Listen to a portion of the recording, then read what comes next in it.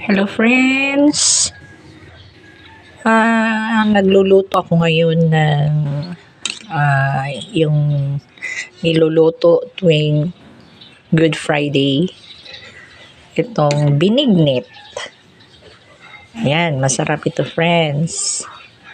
Ang nilagay ko dito ay konting bigas na malagkit, rice balls, gabi, kamote, saging of course, at saka landang na tinatawag nila, at meron siyang mga sago.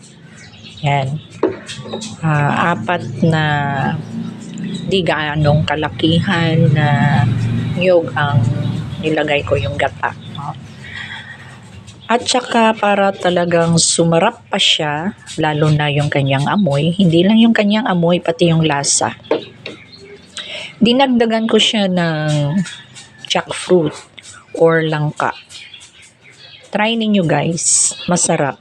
Eto na, eto, luto na to, masarap siya.